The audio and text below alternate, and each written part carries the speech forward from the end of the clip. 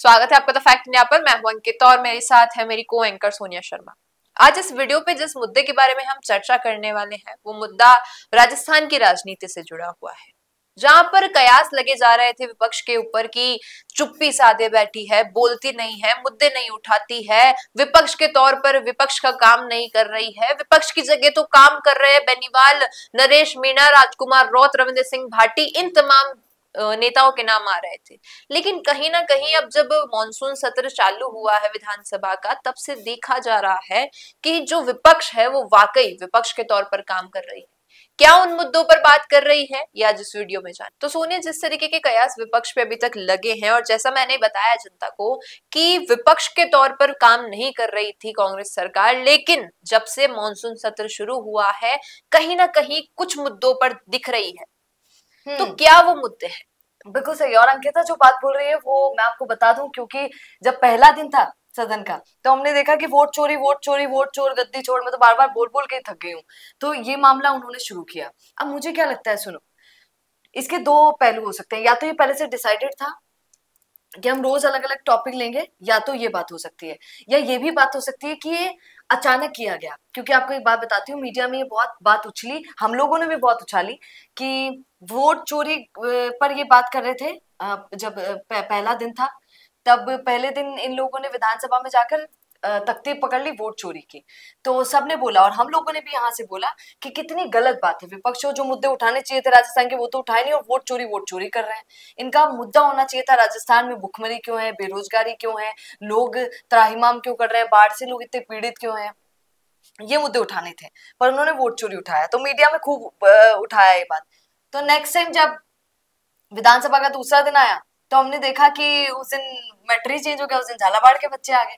तो दो चीजें हो सकती है, या तो प्री प्लान है पहले से कि भैया हम रोज एक एक अलग अलग मुद्दा उठाएंगे, या फिर दूसरा ये हो सकता है कि मीडिया में इतनी बात ये आई सामने कि हम गलत कर रहे हैं, विपक्ष को लगा कि यार ये तो बहुत गलत जा रहा है मामला।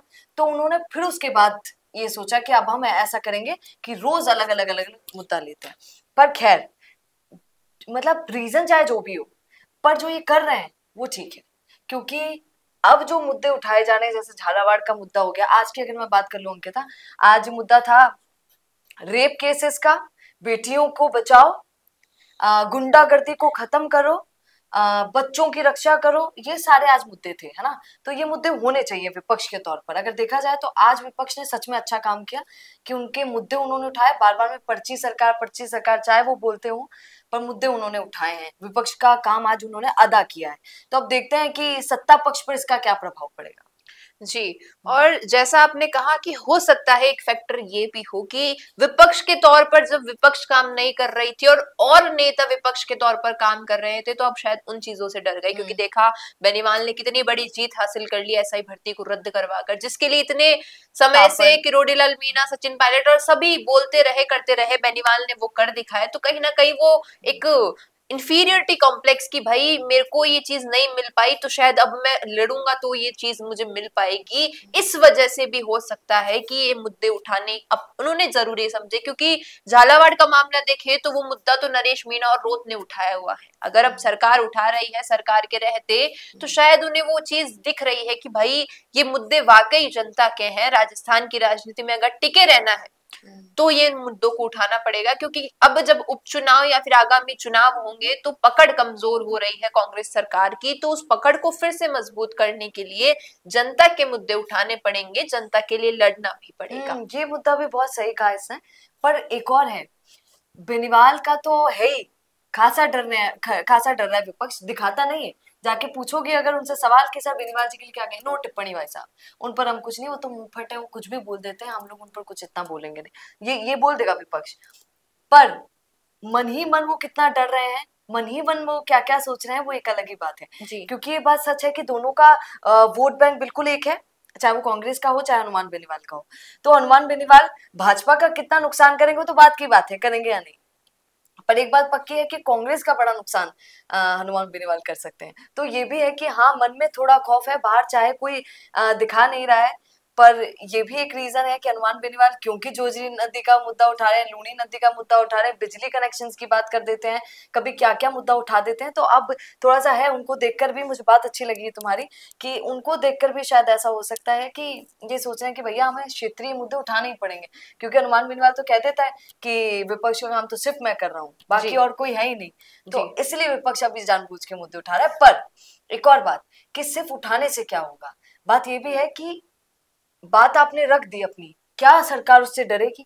क्या सरकार डरकर कुछ निर्णय लेगी? अगर डरकर कोई निर्णय लेती है तो आप में दम है, वो मैं मान जाऊंगी। पर अगर सिर्फ बोल दिया है तो वो बात नहीं है जी। तख्ती पकड़ने से कुछ नहीं होगा, मेरा कहना है। बिल्कुल, तो अब देखना यही होगा, क्योंकि तो हाल ही में तो शुरुआत हुई है विधानसभा के मॉनसून सत्र की, कि क्या वाकई जैसा सोनिया ने कहा कि मुद्दे उठाने से कुछ नहीं होता, अगर सरकार एक्शन लेती है, कुछ होता है इन मुद्दों पर, तो ये जीत हासिल होगी विपक्ष को। अब आपका क्या कहना है इस पर? क्या वाकई विपक्ष ने ये रणनीति अपनाई है इस विधानसभा सत्र के लिए? अपनी राय कमेंट्स में दीजिएगा, और पसंद आया हुआ वीडियो तो इसे लाइक करना, शेयर करना, और हमारे चैनल फैक्ट इंडिया को सब्सक्राइब करना न भूलना। धन्यवाद। Thank you. तो दिखता नहीं है वो चलता नहीं है, लेकिन प्रॉब्लम तो यही है कि अपने बिजनेस को दिखाएं कैसे, पूरे इंडिया तक उसको पहुंचाएं कैसे। अगर आप भी ऐसा ही कुछ सोचते हैं तो समझिए आपकी समस्या दूर हो गई। जी हाँ, अब फैक्ट इंडिया न्यूज से आपके विज्ञापन, आपके पॉडकास्ट, आपके रियल एस्टेट प्रोजेक्ट्स, आपके बिजनेस को पूरे राजस्थान में पहुंचाने का एक बेहतरीन मौका आपको मिल रहा है, जहां पर आप 480 लाख प्लस सब्सक्राइबर्स और 10 करोड़ से ज्यादा टोटल न्यूज वाले चैनल में पहुंचा सकते हैं अपनी बात हमारे यानी फैक्ट इंडिया के साथ। अधिक जानकारी के लिए व्हाट्सएप करें।